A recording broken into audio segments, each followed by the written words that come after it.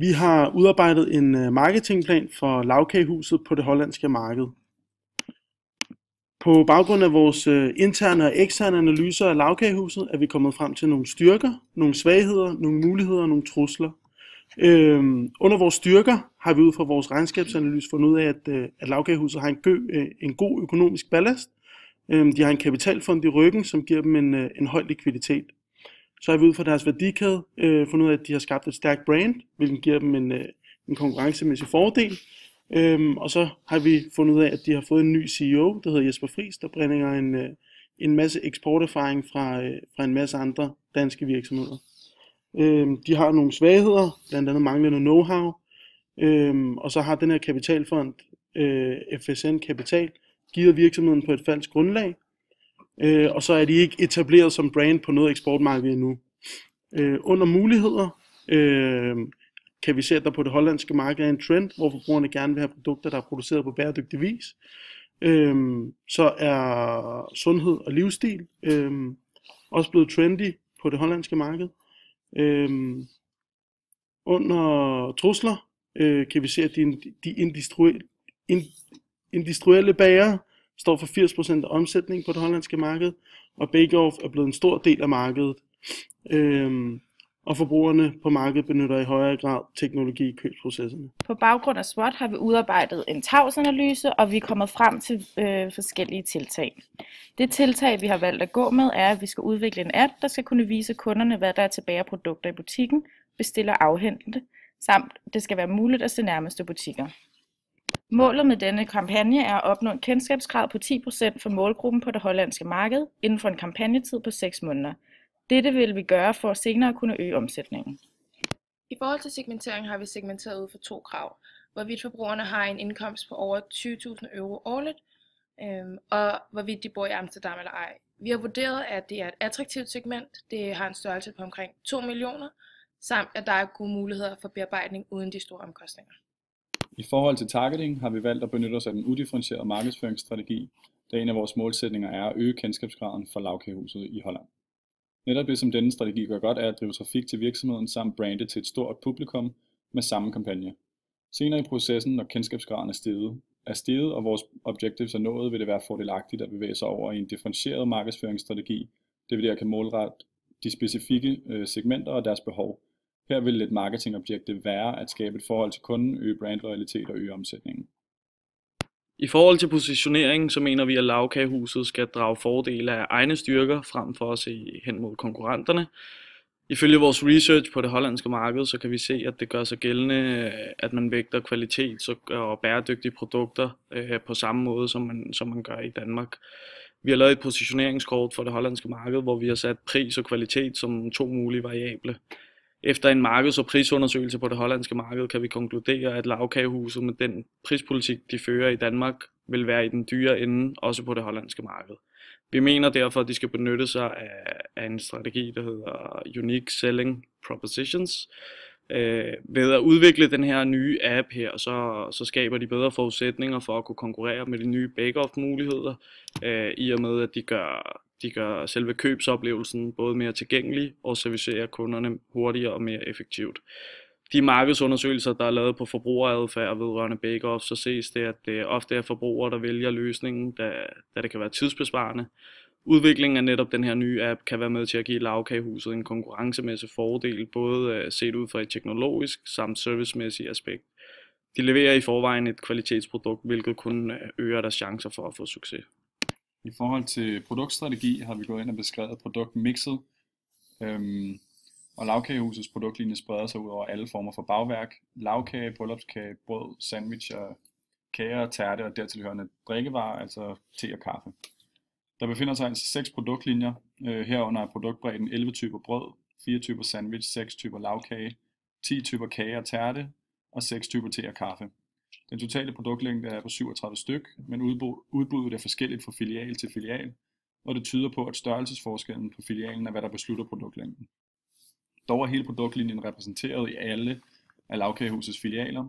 Vi mener netop, at dette princip skal videreføres til det hollandske marked, da hele produktlinjen og kvaliteten af de specifikke produkter er med til at repræsentere Lagkagehusets brand, hvilket er yderst vigtigt, når vi ekspanderer. I forbindelse med etableringen af lavkagehuset på det hollandske marked, vil vores pricing objective være product quality leadership, hvor vi kommer til at differentiere os på kvaliteten af vores produkter, således at vi kan prissætte dem højere end konkurrenternes. Det er oftest markedsledere, der benytter sig af dette pricing objective, men vi mener stadig, at lavkagehuset kan benytte sig af det. Vi har estimeret efterspørgselen på markedet og fundet frem til, at den som sagt var omkring de 2 millioner mennesker. Vi har valgt ikke at estimere omkostningerne, da det ikke kun er et produkt, lavkagehuset vil eksportere til et hollandske marked, men hele værdikæden. Vi mener, at lavkagehuset bør benytte sig af long-term premium pricing i prissætning af deres produkter på det hollandske marked. Penetration og skimming er ofte de to generelle tilgange til prissætning på et nyt marked, men premium pricing tillader lavkagehuset at prissætte deres produkter højt, uden at skulle sænke dem senere hen. Lavkagehusets produkter, som vi mener er high-end produkter i bagværkindustrien, og den service og den app, vi udvikler, de leverer i forbindelse med salget, er med til at kunne fastholde lige netop denne prissætning, da kunderne forventer en høj kvalitet og service for at betale det ekstra for lavkagehusets produkter. Supermarkedsstrukturen i Amsterdam er bygget op sådan, at det primært er små og mediumstørrelse supermarkeder. Vi har ikke kunnet finde nogen data, der indikerer, at der i supermarkederne er flere afdelinger, f.eks. slagter, bager, etc. Dog har vi set en tendens til, at teknologi præger indkøbsprocessen meget på det hollandske marked, samt at forbrugerne kan bestille varer hjemmefra og afhente i butikken. Det er vores anbefaling, at lavkagehuset bibeholder deres eksisterende distributionsstrategi, hvor de distribuerer deres produkter gennem butikker primært beliggende i befolkede byområder. Vi mener dog, at virksomheden bør fokusere mere på at introducere teknologi i deres købs- og serviceoplevelse for forbrugerne, i det er meget fremtrædende på det hollandske marked. Dette kunne blandt andet gøres via en app, som vi også har nævnt tidligere i vores tavs, hvor kunderne har mulighed for at bestille varer og booke dem til afhentning på udvalgte afhentningssteder. Lavkagehusets værdikæde bliver i høj grad skabt af deres bevidsthed om deres brand og evne til at fokusere på det her. Virksomheden er ikke interesseret i ikke at have kontrol over deres værdikæde, og franchising er derfor udelukket. Etablering af kontakt til nye leverandører bør ligeledes heller ikke være et problem, men kan dog skabe en merudgift. Lavkagehusets butikker skal fremstå på samme måde som i Danmark. Designet er stilrent, og det udstråler kvalitet. Dette design fungerer også i Holland. Minimalistisk ses i Holland på samme måde, som det ses i DK. De går bevidst efter gadehjørner, da de vil profilere sig både som bagerbutik, men også café. Dette skal også være den måde, butikkerne skal fremstå på i Holland. Lavkagehuset benytter sig af medarbejdere, der er servicekompetente, og de skal bibeholde dette i deres butikker i Amsterdam. Lavkagehuset benytter sig også af nummersystemer, ligesom i banker. Lavkagehuset har store butikker, og dette system gør, at alle kunder føler sig inkluderet og ikke bliver overset. Vi har udarbejdet en kommunikationsstrategi, som vi nu vil gennemgå. Det første step er at identificere kommunikationsmålgruppen, og vi har valgt at videreføre vores målgruppe som vores kommunikationsmålgruppe, da vores marketing objective er at øge kendskabsgraden med 10% inden for målgruppen. Da vi alene vil øge kendskabsgraden i første omgang, har vi derfor også tidligere valgt at benytte os af udifferentieret markedsføring for at kommunikere bredt. Målgruppen er desuden relevant at videreføre, da målgruppen befinder sig i Amsterdam og har en indkomst omkring gennemsnitsindtjeningen i Holland og opefter. Da produkternes prissætning er i den dyre ende, er det vigtigt, at kommunikationsmålgruppen derfor også har midlerne til at kunne købe produkterne. Amsterdam er desuden den største by og hovedstaden i Holland, hvilket gør det til et optimalt sted at ekspandere til. Vi har sat nogle kommunikationsmål for det her projekt her, og da produktet og projektet her er nyt, så vil det overordnede mål for denne kommunikationsstrategi være at skabe bevidsthed omkring virksomheden. Vores mål er så følgende, at vi gerne vil ramme 10% af virksomhedens target audience. Det vil sige 10% af target audience skal have kendskab til lavkagehuset inden for en 6 måneders periode. Vi mener, at det er et fornuftigt udgangspunkt, i og med at vi kender størrelsen på gruppen af mennesker, vi gerne vil ramme, og vi kender tidshorisonten. Vi har sat det til at være 6 måneder, i og med at brandet Lavkagehuset er ukendt i Holland, så der må være tid nok til at kunne ramme den her målgruppe her. Hvis man ser internt i virksomheden, så er der både menneskelige ressourcer og netværk, der rent faktisk styrker grundlaget for, at kommunikationsmålene er realiserbare. Hvis eller når kommunikationsmålene bliver opfyldt, så står virksomheden i en potentielt gunstig situation, da man har bygget den platform, som vil være klar til at kunne tage det næste skridt her. Det er vores vurdering, at kommunikationsmålet skal fordre en kognitiv respons hos forbrugerne i kommunikationsmålgruppen. Den kreative strategi. Vi vil bruge den rationelle appelform, der vi vil fremvise alle fordelene ved vores app, samt hvordan Lagkagehuset skiller sig ud fra konkurrenterne. Vi skal netop fremhæve kvaliteten af vores produkter, det gode håndværk og de rigtige råvarer. Den message structure, vi vil bruge, er den eksplicite message structure, hvilket betyder, at vi vil fremsige konklusionerne frem for, at publikum selv kommer frem til det. Vi skal gøre det klart og tydeligt, hvem vi er, hvad vi står for og den kvalitet, vi producerer. I tråd med message-strukturen har vi valgt en ensidig præsentation, som udelukkende fremhæver de positive sider af vores produkt. I forhold til format, så skal skrifttypen være tro mod Lagkagehusets nuværende koncept, samt være i samme farvepalet, som vi bruger nu. Altså skal farverne være brunlige, mørke og rolige og kunne relateres direkte til bagværk. Lagkagehusets logo skal befinde sig nederst i højre hjørne, og centreret i annoncen skal der være et billede af forskellige typer bagværk.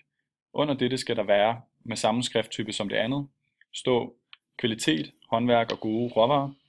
Dette gælder både Facebook-reklamerne og reklamerne i livsstilsmagasinerne. Videoerne skal udformes med samme rolige farver, rolig musik og video af høj kvalitet, der demonstrerer hver del af værdikæden. Message source. I videoerne skal der være eksperter i form af bagere, der fremviser ledene af værdikæden for at udstråle ekspertise og know-how. I annoncerne skal der ikke vises andet end produkterne, så der vil ikke blive brugt talspersoner eller referencegrupper til at sende en besked til konsumenten. I forhold til kanaler, så som vi tidligere nævnte, vil vi benytte os af upersonlige kanaler, altså Facebook, YouTube og livsstilsmagasiner.